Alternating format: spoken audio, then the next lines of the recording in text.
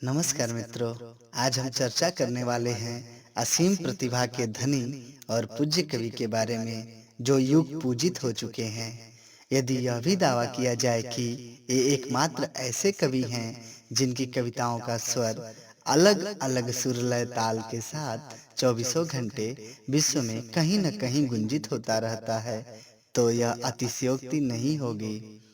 जी हाँ, जब मुगलों की दोधारी तलवारें भारतीय जनमानस के सीने में धस धस कर भय का बीजारोपण कर रही थी, ठीक उसी वक्त एक कवि ने अपनी प्रतिभा से ऐसी रचना की जिसने लगभग सभी को नैतिकता के पुरातन धर्मानुकूल पथ पर चलने के लिए प्रेरित ही नहीं किया, अपितु उनके खो रहे आत्मविश्वास को जगाने के साथ ही साहस भरने का भी सार्थक प्रयास किया। उनके आत्मविश्वास के परिचायक के रूप में इस चौपाई को सुनते हैं। यद्यपि कवितरस एक हूँ नाही, राम प्रताप प्रगट एहि माही, सोई भरोस मोरे मन आवा, केहि न सुसंग बड़प्पन पावा। जी हाँ, सही पहचाने, हम राम भक्ति धारा के कवि हमारे और आपके बाबा तुलसी की बात कर रहे हैं। अच्छा, रुकिए, एक सर्वाधिक चर्चित चौपाई सुनाते हैं। मंगल भवन अमंगल हारी, द्रवहु सो दशरथ अजिर बिहारी। अब तो निश्चय ही आपके मन मंदिर में एक छवि उभर आई होगी। जी हाँ, हम भक्त शिरोमणि बाबा गोस्वामी तुलसीदास जी की बात कर रहे हैं। यूं तो बाबा तुलसीदास के जन्म के संदर्भ में बहुत सी जन श्रुतियां प्रचलित हैं, भिन्न भिन्न मान्यताएं हैं। आचार्य रामचंद्र शुक्ल जी से लेकर डॉक्टर नागेंद्र तक के इतिहास में सारी ही किंवदंतियां दर्ज हैं, परंतु जो काव्य की भाषा तथा शब्दावली के प्रयोग के आधार पर सर्वमान्य मत है वह इस प्रकार है कि गोस्वामी जी के काव्यों में केवल चित्रकूट और अयोध्या क्षेत्र की ही बोलियों के शब्द अधिकतर मिलते हैं। अतः जो भाषाई रूप से प्रमाणिक है वह कुछ इस प्रकार से है कि चित्रकूट में पंडित आत्माराम दुबे तथा उनकी धर्मपत्नी हुलसी देवी के यहाँ संबत 1554 में, याद रखिए, संबत 1554 में श्रवण शुक्ल सप्तमी तिथि के दिन गोस्वामी तुलसीदास जी का जन्म हुआ। माता के नाम के प्रमाण में रहीम का यह दोहा बहुत ही प्रसिद्ध है। सुरती नरती नागती सब चाहत अस होय, गोद लिए हुलसी फिरै, तुलसी सो सुत होय। गोसाई चरित में लिखा है कि गोस्वामी जी जब उत्पन्न हुए तब 5 वर्ष के बालक के समान थे। उन्हें पूरे दांत भी थे। वे रोए नहीं, केवल राम शब्द उनके मुंह से सुनाई पड़ा।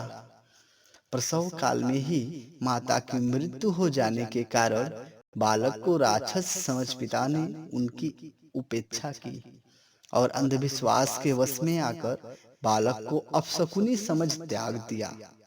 तदोपरांत बालक की देखभाल दासी चुनिया द्वारा की गई।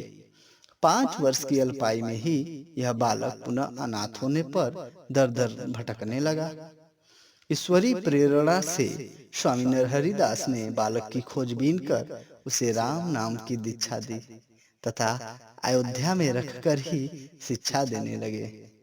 प्रखर मेधा के धनी बालक तुलसी अयोध्या के बाद काशी आकर पंचगंगा घाट पर स्वामी रामानंद जी के स्थान पर रहने लगे। वहां पर एक परम विद्वान महात्मा शेष सनातन जी रहते थे, जिन्होंने तुलसीदास जी को वेद वेदांग दर्शन इतिहास पुराण आदि में प्रवीण कर दिया। 15 वर्ष तक अध्ययन करके गोस्वामी जी फिर मोहवश अपनी जन्मभूमि राजापुर लौटे, मगर यहाँ अब कोई न था। एक दिन भारद्वाज गोत्री एक ब्राह्मण यमद्वितीया को राजापुर में स्नान करने आए।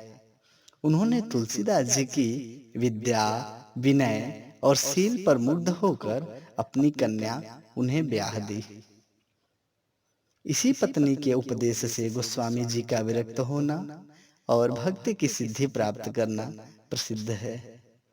तुलसीदास जी अपनी इस पत्नी पर इतने अनुरक्त थे कि एक बार उनके मायके चले जाने पर उसी रात वे बड़ी नदी पार करके उनसे मिलने पहुंच गए, जिस पर स्त्री बहुत क्रोधित और लज्जित हुई और उसने जो शब्द कहे वे दोहे के रूप में प्रचलित हैं।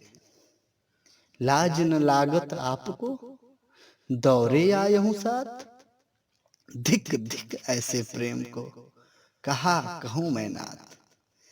अस्ति चर्म में देह मम, तामे ऐसी प्रीत, तैसो जो श्री राम होति न तो भव भीत।